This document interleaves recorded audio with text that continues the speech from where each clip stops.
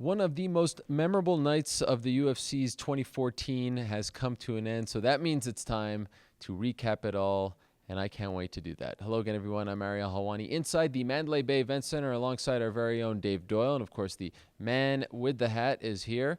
That is Chuck Mindenhall, and guys, what a night for the UFC. Two tremendous title fights, a whole bunch of other great fights, and of course a very big announcement. We will get to all of that, but let's start with the main event. Robbie Lawler, after all these years coming into the UFC as a 19-year-old in 2002, all the ups and downs, loses the title fight earlier in the year, comes back and beats Johnny Hendricks. Did the judges get it right? I think so. I had a first round for Lawler, and fourth and fifth, I thought basically Hendricks kind of slowed the pace and just let himself open for Lawler to come in and steal the final two rounds, and that's what I think he did.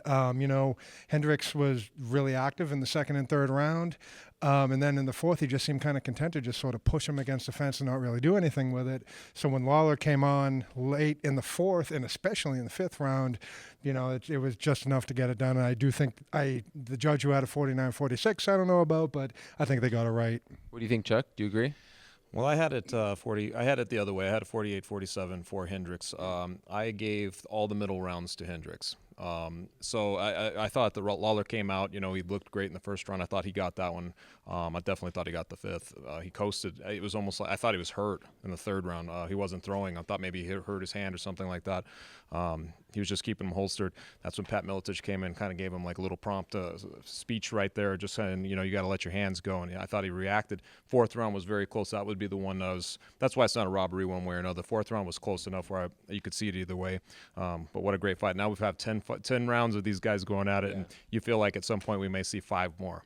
Well, okay, that's a great question. Is the right call next to do a third fight, or do you give it to Rory McDonald? I think you got to give it to Rory McDonald. First of all, they have history too, so it wasn't maybe the greatest fight when they came together, but I think that it sort of reinvigorated Rory McDonald. It seemed like he sort of rediscovered his career, and he's been sort of like what Lawler's been doing, trying to get back to that shot, trying to get back into a spot where he could rectify the situation essentially, and here we are. He's looked great. You got Lawler, who kind of, after all this time, here's Robbie Lawler doing this. To me, it's especially if they have it in Canada, you've got a really big fight. Real quick on that, how cool was it? I don't know if you guys saw in the cage, but Miletich, Matt Hughes, all those guys, when you know that they basically raised Robbie Lawler to this moment, it's an amazing moment. I saw all those guys, they were like proud, fathers and brothers, and they're hugging it out, and that was a really cool moment, I thought. Do you agree with the decision to go ahead with the Rory fight? Of course, he has been promised that, but things can change. I personally think they should go to the trilogy fight. Wow. I thought you guys are disagreeing, by the way. Very nice. Well, I think that, look, Hendricks won the championship in a razor-close fight, and this was his first title defense. I understand Robbie fought in the interim, but he basically ended up giving Robbie a rematch in his in his first title defense, and this was super close. I personally think this is the type of fight that calls for a trilogy. That said, a Lawler-Rory rematch sounds so great that I'm not really going to shed any tears if we get that match instead either.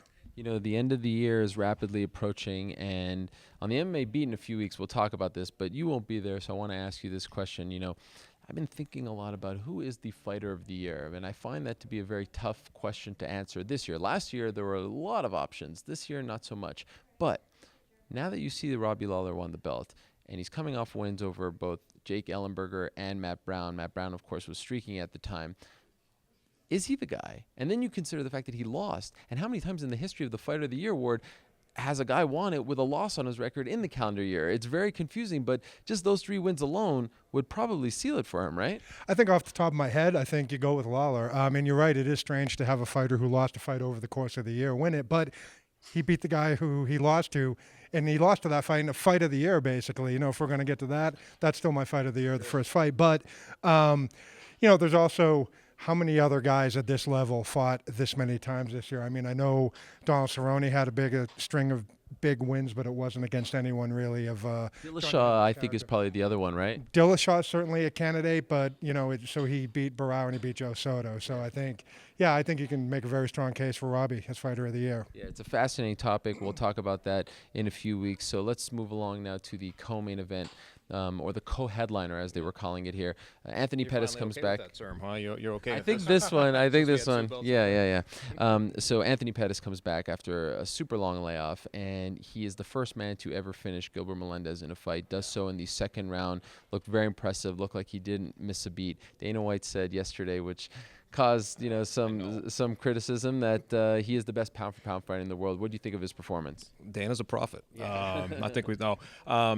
It's funny when he says those type of things, especially for a guy who hadn't fought since, what was it, last August. Yeah. You're wondering, like, man, are we putting undue pressure sort of in his situation?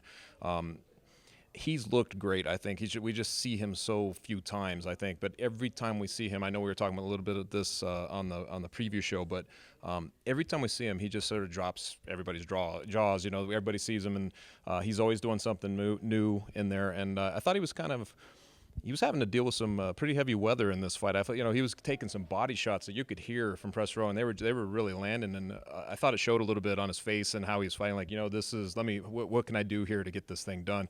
So for him to kind of go through that a little bit and then pick it up in the second round and get that, I thought he looked really good. And is he the best pound for pound? I don't know about that. But the bottom line is I think he's solidified himself now.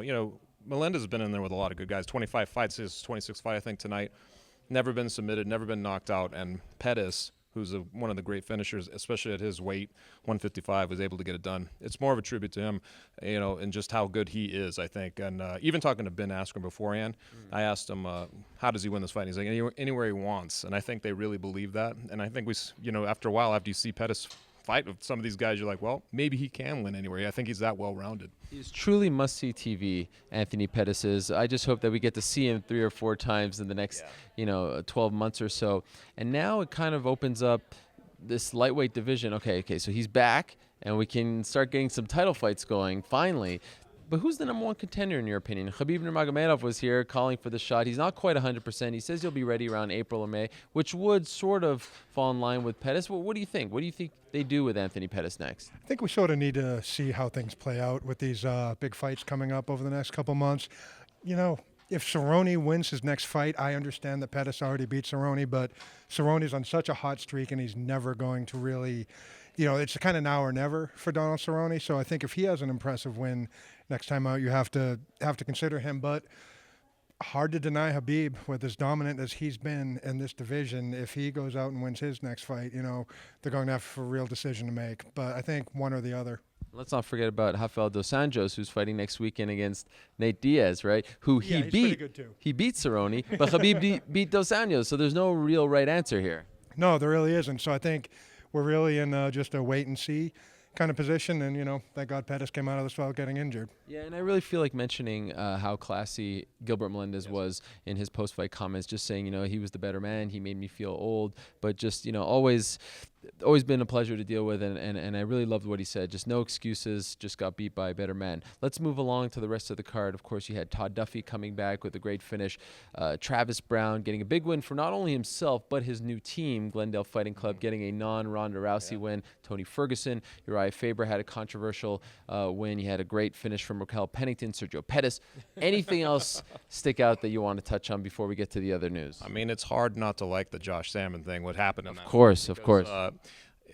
We all know he was sort of dealing with a lot of heavy emotions going in this fight. He wanted this specific date. He was going against, a pretty good guy in there, and I think he was losing the fight. He was kind of getting worked a little bit in the ways that you thought it might go down. But what a resilient guy, and then to score I think could possibly be one of the knockouts of the year. It was that good to score that sort of performance at the moment when he wanted it most, and it meant something to him. It was pretty special, I thought. Anything come to mind? Yeah, I love Sergio Pettis' fight. It was a pretty exciting fight. I also think he showed a lot of maturity in that fight. If you remember the way he gave away his fight against Alex Caceres in the closing seconds, he did what he needed to do to kind of seal that win in the third round. And then afterwards, he said he's considering going down to flyweight, which I think, considering he's kind of smallish for bantamweight, I think that's a solid choice. Yeah, I think flyweight could use a name like Sergio Pettis, right? Okay, let's move along. On the pay-per-view, they announced the big news. If you're watching this right now, you've probably heard that the UFC has signed former WWE champion CM Punk. CM Punk 0-0 in his MMA career, no formal martial arts background, so it's not quite Brock Lesnar, even though a lot of people will probably compare it to Brock Lesnar. So it was just, a couple hours ago that they announced this, but your immediate reaction to this news? I'm fine with it. You know what? It's going to bring quite a bit of attention to, I was going to say WWE, to the UFC. It seems like he's serious about wanting to do this. I really don't think he's going to, it's not like they're going to put him in a title fight or anything like that. And, in this sport, we have a pretty long history of, people. I've saw people on Twitter saying, "Well, this is the UFC being desperate." Well, what else was desperate was putting a UFC reality show on TV. Sometimes you have to roll the dice, And if you're okay with Herschel Walker getting put on national television with no experience at age 47, or James Toney, then let's have a little fun with this and see where it goes. What do you think, Chuck? Well, I'll tell you one thing. He sure is polished. I mean, you see the guy and you're like, well, he's got this aura. He doesn't need any work in that capacity. You know that he's going to bring he's going to bring new eyes. He's going to have that crossover appeal. I don't really watch wrestling. I know you're a big fan, but I don't believe you, by the way. But I have seen your interviews where you talk to him in his house. But he seems to me that he's, just watching him when he was up there talking, he's very, very honed into the game. And I tell you something. I talked to Hendricks Gracie, who he trains jiu-jitsu with, and he said that he's like a sponge. He wishes all of his students could be like him. He really picks up things fast. Now, he's been very sporadic in how he's trained it. So obviously he's going to have to get very serious about it and build a base around, I think he mentioned that his jiu-jitsu would be his base, but he needs to build around that. So it's a wait and see. But I'll tell you, it doesn't hurt. Obviously they can match him up with somebody that they think he might match up well against in the first one and kind of give him some experience. But I'm intrigued. Let's end with a little game of true or false. True or false, all right? Okay. CM Punk wins his UFC debut. I'll say true, because I think they'll probably put him against somebody he can beat. Dave? What Chuck said. True or false? CM Punk fights more than one time inside the octagon. If he wins the first time. If not, he goes back to the WWE. Well, you're saying that he is going to win, so you're saying he's going to fight multiple times. Then I guess that's true. Chuck? I'll say true, because I feel like he's one of those competitors. Even if he lost, I feel like it would burn in him a little bit. That's how he strikes me. So I'll say that he'll fight at least a couple times. Well, regardless of what you think about the whole CM Punk news, the UFC has really set itself up for a pretty interesting 2015 after what was maybe their worst year ever in 2014 with Robbie Lawler now winning the belt.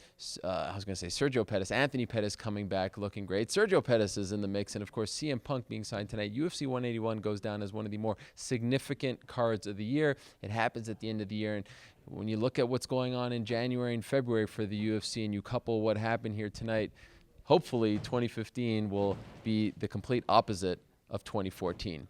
We hope you enjoyed our coverage of UFC 181 all week long from here in Las Vegas. We're back, of course, next week for the tough finale in Las Vegas on Friday and UFC on Fox 13 in Phoenix, Arizona. So the train rolls along. And, of course, the MMA Hour is back on Monday. I think we'll have a couple of things to talk about on Monday as well. For Chuck, Dave, I'm Ariel. Thank you so much for watching. We'll see you on Monday for the MMA Hour.